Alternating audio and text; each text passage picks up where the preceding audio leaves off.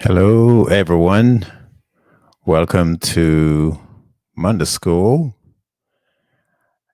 If you would like to follow along with this episode or edition of Monday School, I'd like you all to go to the internet and the Qustul Incense burner. The Qustul Incense burner. And Qustul is spelled Qustul. Qustul.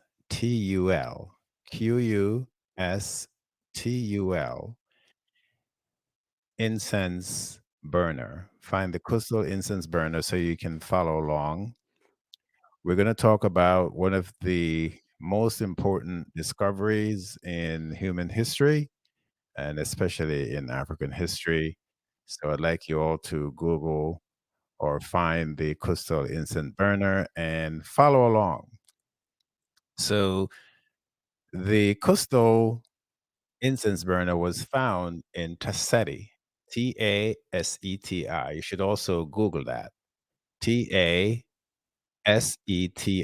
Tasseti. And that is found in Africa. So the Qustul incense burner was discovered in Qustul, Tasseti. Qustul was a capital kingdom of Tasseti, and Tasseti is the first empire in Africa, the first empire that's known to Africans, the Tasseti Empire. So I'm repeating these names because some of you probably have never heard of these names, and I would like you all to become familiar with Tasseti and Qustul. So the Tasseti Empire is the early emergence of civilizations in Africa at least 8,000 BC. At least 8,000 BC. And that's what historians are saying now. That's what archaeologists are saying now. That's what paleoanthropologists are saying now. So research Custal and Tasseti. And Tasseti, just so those of you who don't know, Tasseti is the civilization that evolved to the Kushites or the Nubians. I'm sure you all have heard of the Kushites in the Bible. The Jews renamed the Tessetians Kushites, and then the Kushites were later renamed Ethiopians. So, in various versions of the Bible, you'll see that Ethiopians are used instead of Kushites, and Kushites, vice versa, are used instead of Ethiopians. So the Tessetians, they're the ones who became the Kushites or the Nubians. And this is all recorded in the Medinata language. That too has been renamed to the hieroglyphics, the hieroglyphics, the Medinata language. And that's spelled Medinata. You can Google that as well or research it. MDW space NTR. So Medinata is the original sacred language of the Tassetians. They're the ones who wrote the Medinata language that got renamed hieroglyphics during the times of the Greeks in ancient Egypt or ancient Kemet. So again, these are discoveries that have been made by archaeologists and paleoanthropologists. So let's take a look back. Last week we talked about the migration from Southern Africa, from East Africa, from West Africa to Northern Africa because of the drying up of the landscape, global climate change that was massive devastation in that part of Africa. They lost the lower end of Africa, the south. So people in great numbers massed to Northern Africa because of the Great Lakes. The big, really big Great Lakes in Africa are found up there by Tanzania and in that area. And that's where the Nile begins that runs to the Mediterranean Sea. And you all have heard of the Nile, the River Nile, and we're going to talk about it a little bit later. But Adam's calendar is probably the most significant discovery that we'll talk about for Southern Africa because the Southern Africans, they built Adam's calendar circle, the calendar that tracked the stars. They built it about 75,000 years ago. They brought that knowledge to Northern Africa when they went through the mass migration. And of course, the Adam's calendar circle, they were studying the Orion constellation of stars and they were studying the Canis Major uh, constellation of stars. But what's key that I haven't talked about before regarding Adam's calendar is that they were studying the triad of stars, triads of stars, stars that form triangles in the sky, in the heavens, triad of stars. That too you can research. Now, why is that important? It's important because these triad of stars inspired the Africans to invent the triangle, believe it or not, the triangle. So the triangle was actually invented long before ancient Kush or ancient Kemet. We don't have an exact date because the records don't give an exact date, but it seems like the triangle may have been invented at least 8,000 BC, at least 8,000 BC. But again, we don't have any proof. We're going to go by the Qustul Incense burner that we're going to talk about shortly. But yes, the Africans studying the stars and the triad of stars led them to inventing the triangle. We're going to talk about that because it's very key that they saw the triangulation of the stars in the sky and use those triads to invent mathematics, at least areas of mathematics, in this case, geometry. Now, what is really intriguing about this for me personally is that my research has shown that the triangle, the triangle has the strongest angles of all angles in nature and the universe. The triangle. So the triad of stars based in gravity, I'm not going to get into that now. We're going to save that for another conversation. The triad of stars, they're aligned the way they're aligned because of the magnetic field and the gravitational fields of those stars in relation to one another. But that's not what we're going to talk about today. We're going to talk about the Qustul incense burner. But just keep that in mind as we go along. So the triangle has the strongest angles at their axis than any other angle in all of nature and the universe. Why is that important, people? In all of chemistry, in all of physics, in all of astronomy, including astrophysics, this is why the Africans built the pyramids with the angles of a triangle.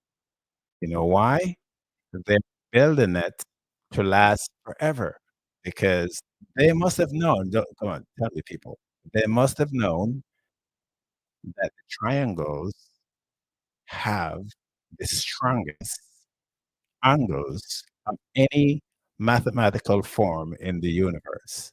All signs have proven that, people. All signs have proven that. So the pyramids were built to last for an eternity. Now, see the Rhine papyrus.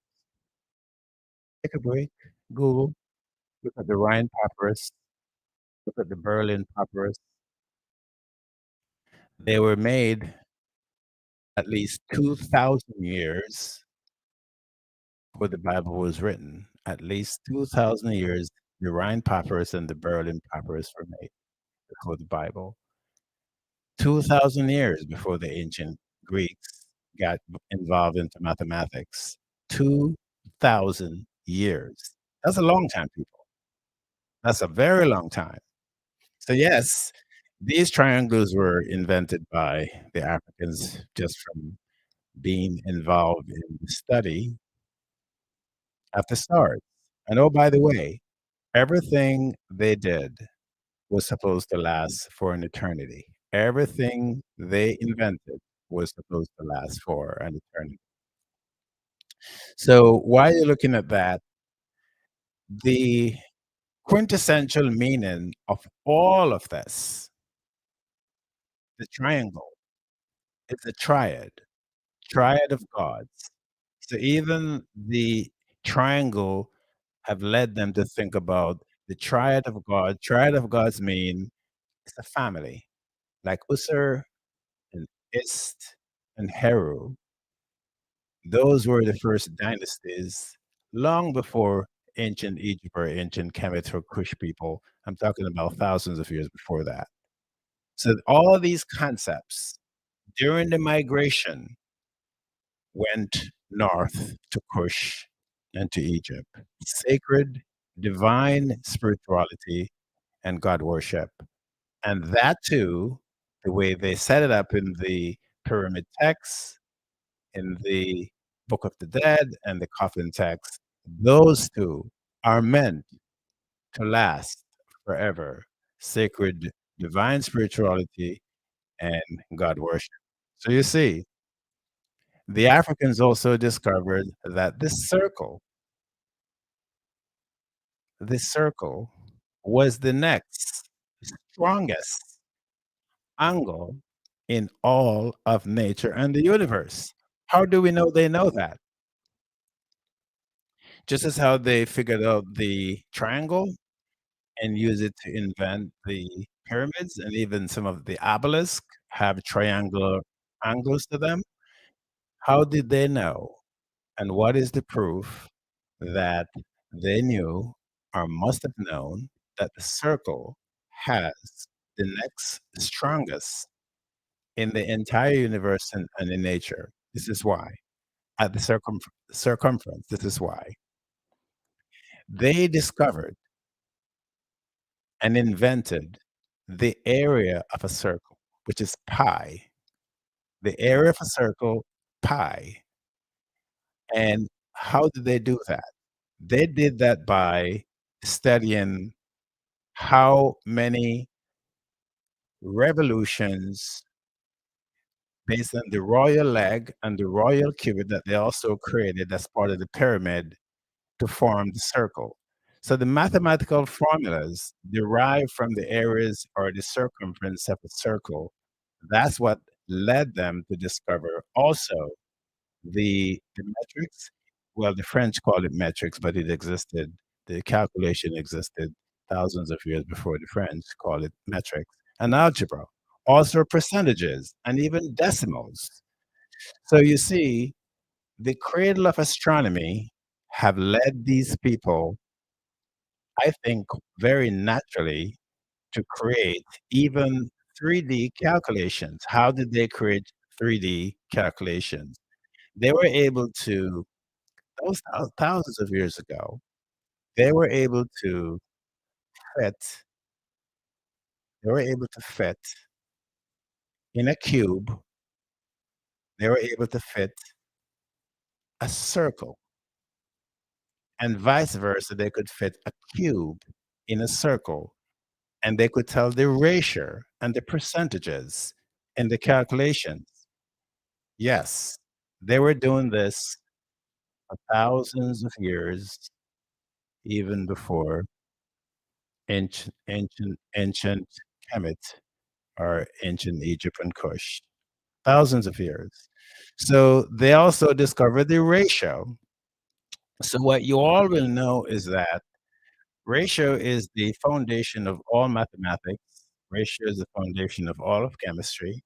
Ratio is the foundation of all of physics. So These people were delving into all these things long before ancient Kush and ancient Kemet. So the migration of the Africans from Southern Africa, East Africa, West Africa, they brought all this knowledge up north and they formed the Tesseti Empire. The Tesseti Empire was formed probably around 8 to 10,000 years ago, but we're not sure. We have no artifacts, we have no records to show exactly when it was formed. But this is what we know from chemical testing and biochemical testing. Scientists have been able to determine that Naphtha, which was part of Kaseti, Naphtha is the Naphtha calendar circle is exactly like Adam's calendar circle, exactly like it. And keep in mind again, Adam's calendar circle is 75,000 years ago. Naphtha calendar circle was about just 10,000 years ago. That's what biochemical testing have shown. So why is this important? It's important again for the reason that we just talked about. The people from the south, they traveled north with their knowledge and with their know-how, and that is the knowledge that they used to build the pyramids, the Great Sphinx, and all the hundreds of obelisks that they have built. But there's a whole lot more to that, but we're not gonna get into that just now. We're gonna talk about Qustul, and I think we're gonna have about maybe 13 minutes left. So we're not gonna get to cover all the things that we want to cover, but I think you get the idea about what the migration did in terms of the knowledge that they brought to the north. So these monuments now, these monuments, the pyramid, the temples, the obelisk, they were made in honor of the supreme God. They were made in honor of the supreme God. They are religious, spiritual edifices. They are religious monuments. They were not made for fun. They were made to honor God up there in heaven, among the constellation that they study, where they believe the afterlife resides. So the triad or a triangle of God and the pyramids, that's what those are all about.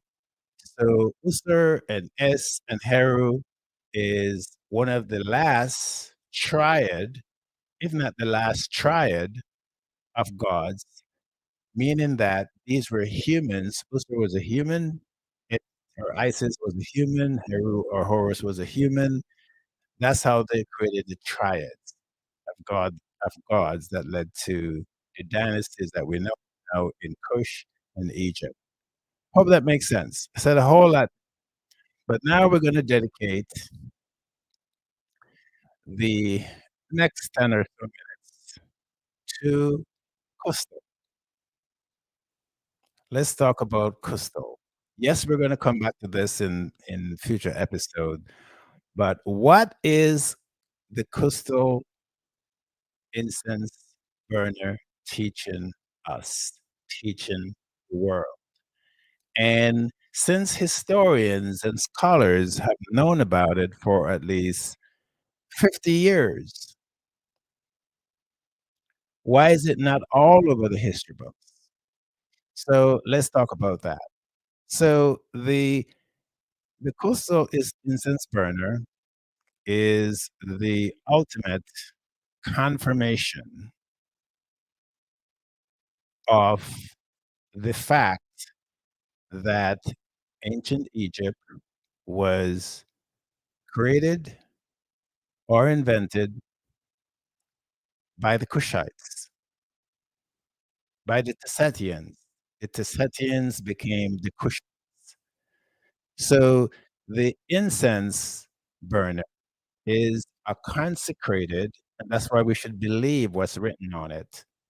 It is a consecrated spiritual instrument used in temples and religious ceremonies of all kinds.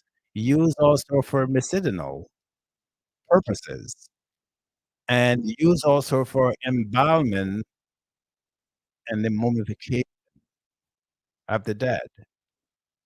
And those of you who know a little about African history, Kushite history, Kemite history, you all know that the dead is sacred to these people. So whatever they wrote, whatever they drew or draw or illustrated on the crystal incense burner has to be taken as fact. So the incense burner gives the world an ultimate proof of the monumental Kushite and Hasidic culture that built ancient Egypt. So those of you who are looking at it, the Qustul burner, the Qustul incense burner, we're going to talk about it now. Yes, it is the African culture that built ancient Kemet. Now you're looking at the Qustul burner. Let's talk about it. God worship on it is indicated that it's been taking place for thousands of years, and we're going to get back to that. Sacred divine spirituality on it indicated that it existed thousands of years before the Bible. It has the pictograph on it indicating the sacred Medinata language. And by the way, the crystal incense burner, it's been dated to at least 4000 BC, but some scholars and scientists believe that it could even be older than that. It could even be closer to 5 or even 6000 BC, which would make it several at least several thousand years or several generations before ancient Egypt and ancient Kush. That's when that land was called Seti. So the incense burner was discovered by two archaeologists, Bruce Williams and Keith Steele of the Oriental Institute at Chicago University. You can research it as well, here in the United States. And it was discovered to be from the Nubian or Kushite A group rulers in Africa at Qustul, and it was discovered in 1963. So scholars and scientists have had since then, 1963 up to now, to put this in the history books, and they have not. So it was discovered in a Nubian cemetery, and they labeled the tomb L24, L24. So Williams and Steele wrote this, especially Williams, because Keith Steele died not too long after. But this is what they wrote. And I'm paraphrasing using my own notes. But it's there on the incense burner if you're looking at it. This is what they wrote. The incense burner is distinctively Nubian in form, carved in the distinct technique of Nubian rock art. It is decorated on the rim with typical Nubian designs. It was found in the tomb of a Nubian ruler at Qustul, Teseti. Note that Teseti, again, became Nubia and Kush. So please forgive me for keep repeating it because it's important for you to have the context. So the fifth, the incense burner has or incorporates images associated with the pharaohs, later adopted and depicted in ancient Egypt. The incense burner has or incorporates images associated with the pharaohs later adopted and depicted in ancient Egypt.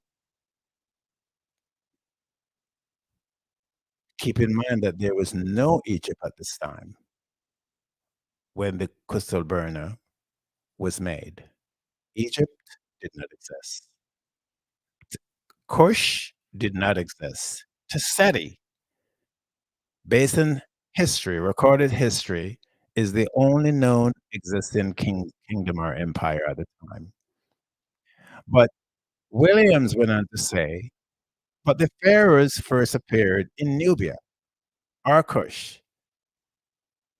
The pharaohs first appeared in Nubia, or Kush. All right, folks? So the burner also shows a procession of sacred boats, clearly indicating sacred divine spirituality in Cusco. And then there's a white crown that you can see as well, clearly indicating royalty that is today called Egypt. There's so much in here. I probably should just pause here because there's so much in what I just said. Keep in mind that when you read the history books or articles that are written in magazine, newspapers, or online, the white crown is called Egyptian. But the first evidence of the white crown being used by a ruler was not there. So if this is not proof that, like a lot of people have been saying, that Egypt, ancient Egypt, was not created by the Scythians or the Kushites, what more proof does anyone need? And just so you all know, there's a lot of controversy about this because some scholars and some scientists and some historians, they have written and they haven't changed it since Williams wrote up what I just read you, that it was all this was Egyptian. And by the way, when a lot of scholars and a lot of scientists and a lot of historians, when they say Egypt, you all know what they mean. They mean it's Asiatic. It means that the culture there was was Asian, and there's just so much confusion online that you all need to cut through, and that's why you need to read documents. You really need to read these documents. The Qustul Incense burner, the pyramid text, the Book of the Dead, the coffin text, the papyrus or papyri just mentioned, the Rind and the Berlin. You should read them. The Luhan, you should read them, folks, because you really need the facts. If you want to know the truth, you have to read them yourselves. I don't want you to believe anything I just said. Please don't believe anything I just said. Just go read them yourselves and put them in the place where they belong. All these facts. So the burner also shows the falcon deity, who is Heru, who is renamed Horus, and it shows a palace. It shows a Pusad, and a Serik, and a Rosette, and a palace. So, folks, let's say 4,000 BC, a thousand years before ancient Egypt and Kush. Let's say 4,000 BC. There is no known palace or palatial buildings existing anywhere else on planet Earth. That's why history is so important. Nowhere on Earth any buildings existed up to this time. And here it is carved on a religious emblem, a consecrated emblem, a spiritual emblem. That's what the Qustul Incense burner is. So again, I prepared to talk to you today, and I haven't gotten through not even the third of what I prepared, but it tells you that we have a lot of information to go through, and we're going to pick it up next week.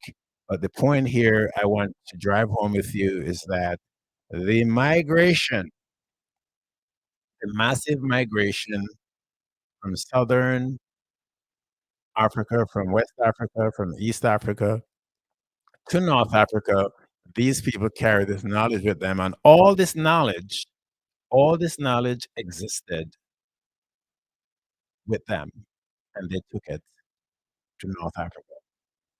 So next week, when we come back, we are going to talk more about Qustul because I have not yet touched, as they say, the tip of the iceberg with Qustul. So see you next week.